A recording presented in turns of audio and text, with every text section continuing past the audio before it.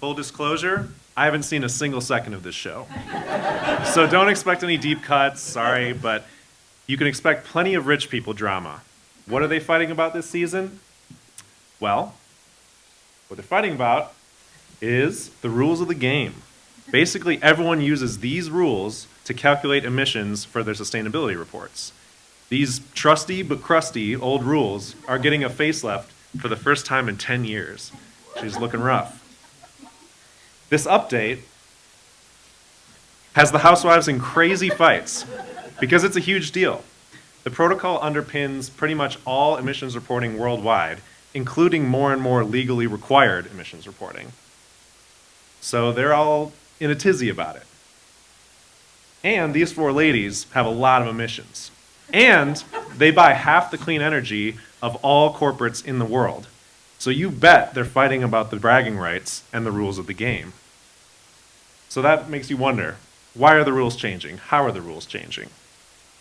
Current rules, pretty rudimentary. Consume X power all year, buy Y power, or buy X power somewhere else, done, solar power all night, who cares?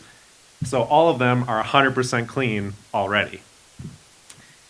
Now, new rules, on the other hand, would require that they track it hourly for large companies. This is how real grids actually work, and the Housewives definitely have the resources to do this. So the thing is, to her credit, I did get ahead. Google has been hourly matching since before it was cool, and she supports the rule changes, and some of her recent deals for geothermal, demand flexibility, storage are exactly what we want to incentivize. And I'd say that she's in pretty good company. Other leading corporates, environmental groups, peer-reviewed researchers, grid experts, and climate-conscious investors all support these rules updates as well, that the protocol proposed. On the other hand, these ladies, not so much. Let's break down how and why Amazon and Meta are fighting so furiously against these proposed updates for emissions reporting. For example, it's been reported that by some that they've threatened to pull funding from a clean energy group if they didn't fall in line and oppose the emissions rules updates as well. And I personally heard some other organizations say they're afraid to cross them. Kind of some mean girl stuff, if you ask me. And in the other corner, Meta has ordered absolutely obscene quantities of gas power plants in historically polluted communities like Louisiana. So no wonder they don't want more scrutiny on their emissions.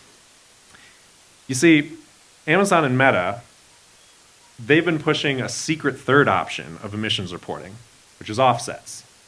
This would make it even easier to hide their fossil fuel spree than it already is now. And again, I want to put a very fine point on this. This absurd claim that you're about to see in a surprising amount of time is totally allowed under current rules.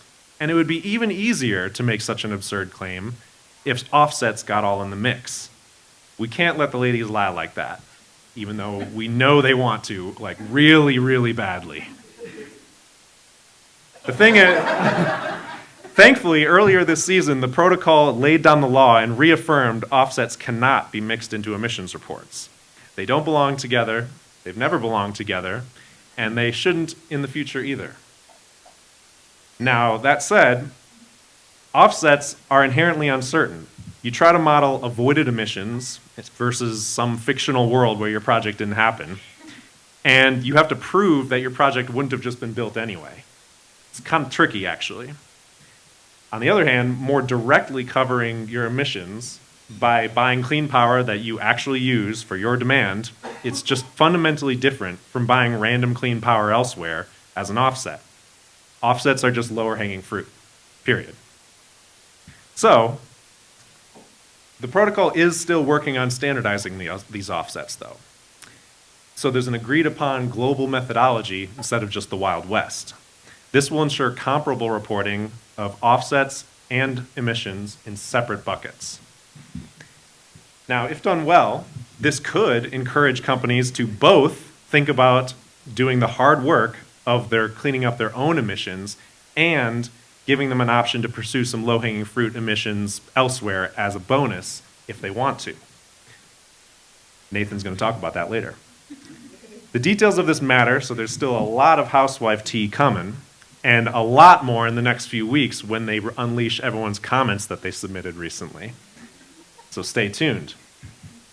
But just remember, there's well-evidenced support for honest, long overdue updates to emissions reporting. Those fighting against it have a financial interest to do so most of the time, so check their receipts. Stay tuned for next season.